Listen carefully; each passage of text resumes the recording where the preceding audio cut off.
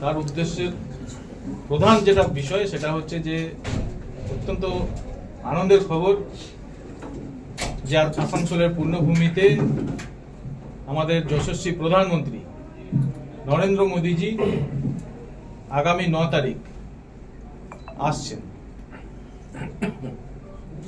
তো প্রধানমন্ত্রীর আসানসোল সফরকে কেন্দ্র করে আমাদের 7টা বিধানসভা আসানসোল জেলার দুর্গাপুর পূর্ব, দুর্গাপুর পশ্চিম,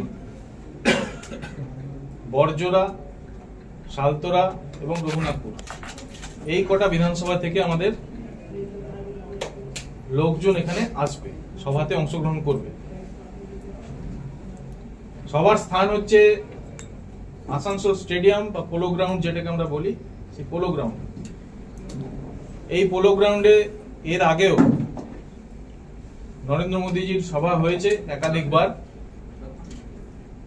এবারও পোলো গ্রাউন্ডকে আমরা বেছে নিয়েছি, তার কারণ আসানসোলের একদম হার্ট অফ দ্য সিটিতে পোলো গ্রাউন্ড অবস্থিত এবং পোলো গ্রাউন্ডে এবারে যে বিশাল জনসভা হতে চলেছে, ঐতিহাসিক জনসভা হতে চলেছে, সেই জনসভার ইম্প্যাক্ট আমাদের আসানসোল জেলা সহ আশেপাশে সমস্ত জেলাতে পড়বে।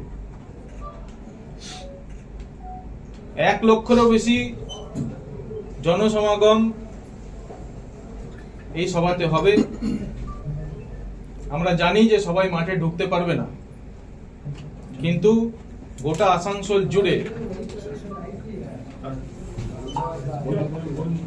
আসানসোল জুড়ে ভারতীয় জনতা পার্টির কর্মী সমর্থকরা আগামী 9 তারিখ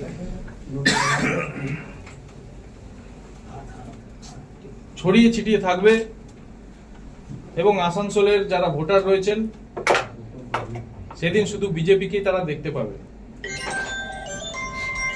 এই সভাতে আমাদের প্রধানমন্ত্রী মাননীয় নরেন্দ্র মোদীজি যে বার্তা দেবেন, সেই বার্তা অত্যন্ত উল্লেখযোগ্য, অত্যন্ত গুরুত্বপূর্ণ বার্তা উনি দেবেন আমাদের সামনে। এবং আমাদের ধারণা যে মোদীজির সভাকে কেন্দ্র করে যে পরিবেশ পরিস্থিতি তৈরি হবে, তাতে সাধারণ মানুষের মধ্যে আর কোনো সন্দেহ থাকবে না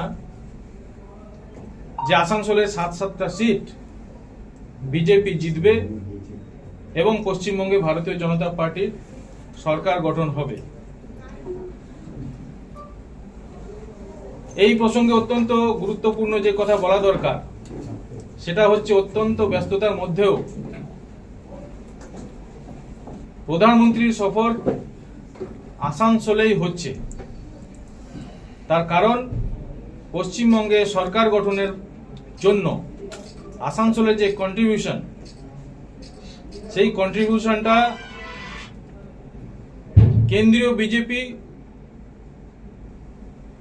একদম মন থেকে তারা এক্সপেক্ট করছে যে আমরা বিরাট বড় রেজাল্ট, একটা কন্ট্রিবিউশন আমরা করতে পারবো। এবং সেই জন্য আমাদের এই রাঢ়বঙ্গ ভূমি, বিশেষ করে আসানসোল এবং পরবর্তীতে পুরুলিয়াতেও একটা সভা হবে। রাঢ়বঙ্গে প্রধানমন্ত্রীজির 2টো সভা, অত্যন্ত ব্যস্ত সময়ের মধ্যে উনি আমাদেরকে 2টো সভার জন্য সময় দিয়েছেন।